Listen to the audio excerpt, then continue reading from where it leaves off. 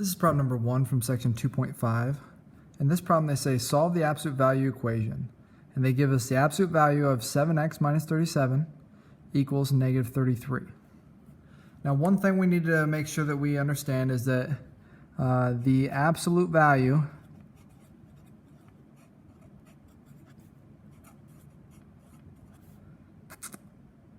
will always give a positive answer.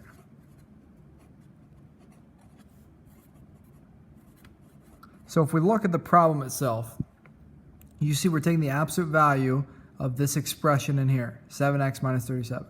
Well, if I take the absolute value of what's in here, it's got to produce a positive value, because that's what the absolute value does, is it essentially just truncates the negative sign and says, I just want to know what the number is that's inside the absolute value. So the absolute value is going to make sure that this is going to become a positive.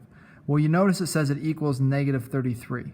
Well, if you get an absolute value equation where you're taking the absolute value of something on the inside and it equals negative 33, then this is no solution. So we can say there is no solution. Now I want to show you an example real quick. So for this problem, this is the answer, right? There is no solution. But I'm going to alter this problem just a little bit to show you an example of a problem that does have solutions and that you need to watch out for. So let's say we had absolute value of 7x minus 37.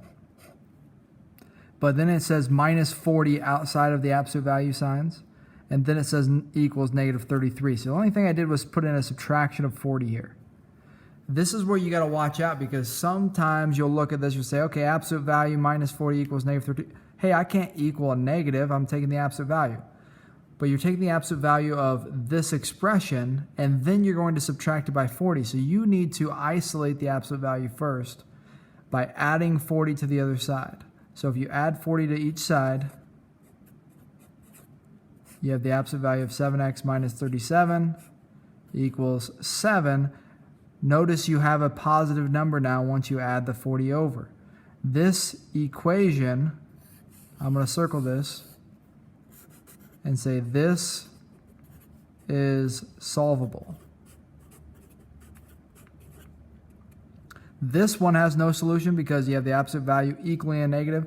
This one you have an absolute value equaling a positive number. This is a solvable equation. I hope you see the difference between the two. For this problem, we have no solution.